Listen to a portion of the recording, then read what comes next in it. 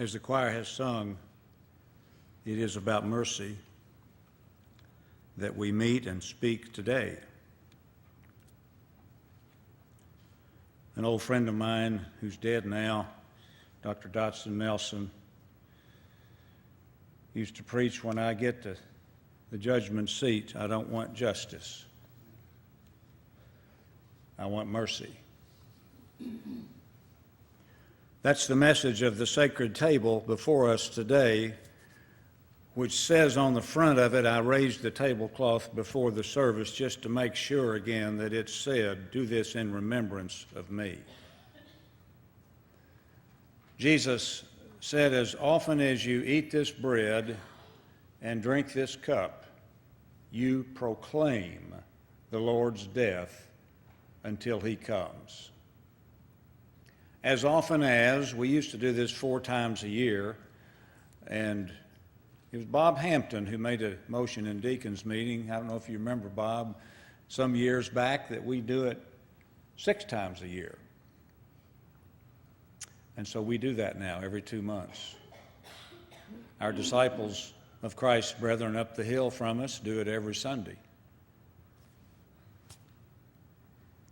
Either way, as often as you eat this bread or drink this cup, you proclaim the Lord's death. I don't have to preach today, or I don't get to preach today, because you're preaching today.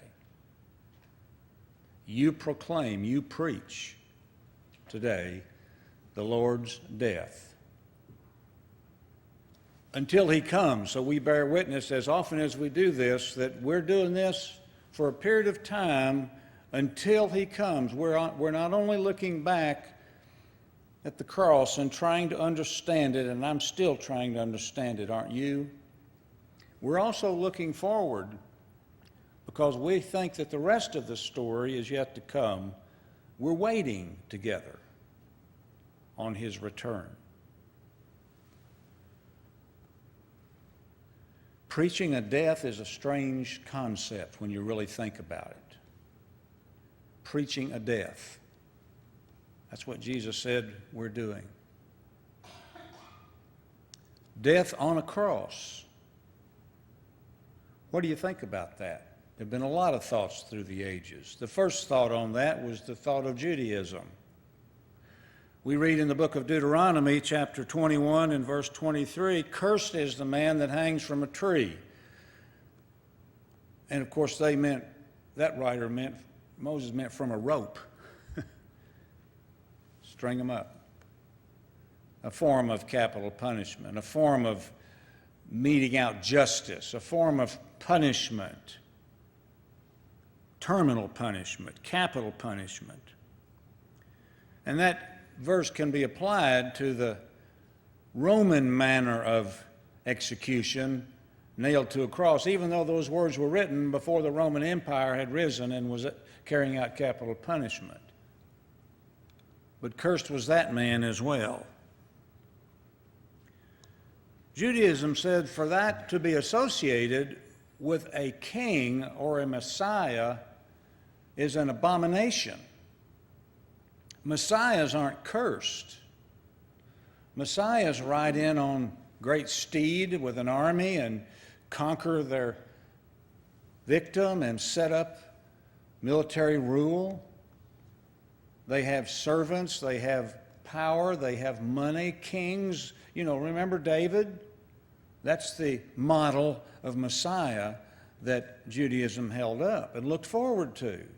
And some Zionists may still look forward to that kind of an earthly kingdom.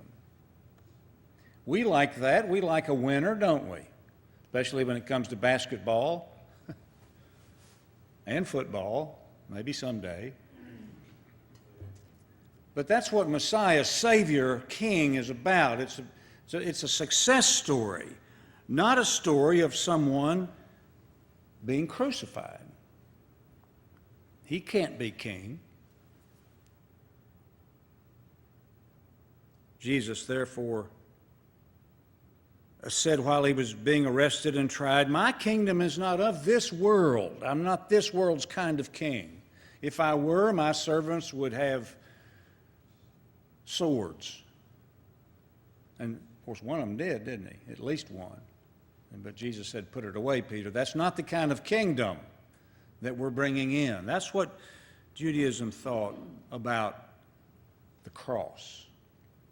With one exception, this prophet Isaiah, who wrote 4 what are called servant songs or poems in that long book of Isaiah that allude to some figure, some individual who is suffering unjustly and whose suffering actually turns out somehow to be redemptive for others.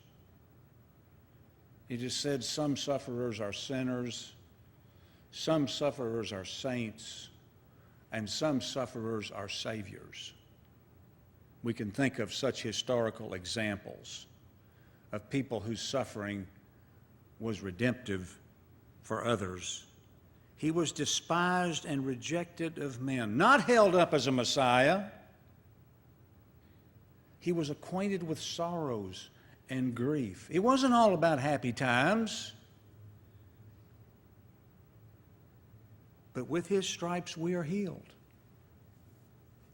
And God has laid upon him the iniquity of us all. He was wounded for our transgressions, not his own. We esteemed him, we thought he's stricken, he's smitten of God. But no, he was wounded for our transgressions, not his own. And Isaiah preserved that small strain of messianic hope in Israel that was so unlike what everyone else thought theologically. A good reminder that just because one might be in a majority of theological thought doesn't make him or her right. Sometimes the purest, truest theological thought and gospel is held by a minority of people. Isaiah turned out to be right, you see.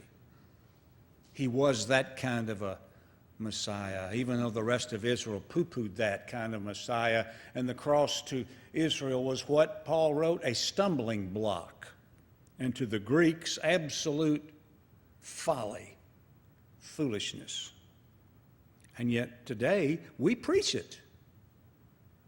You proclaim the Lord's death. Well, what did the disciples think about the cross? We're not sure. We can't find them to interview.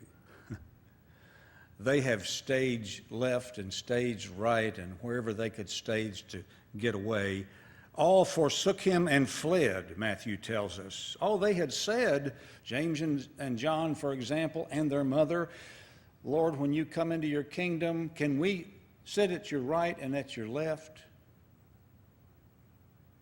Well, he's coming into his kingdom when he's hanging on that cross, and the only people on his right and left are criminals.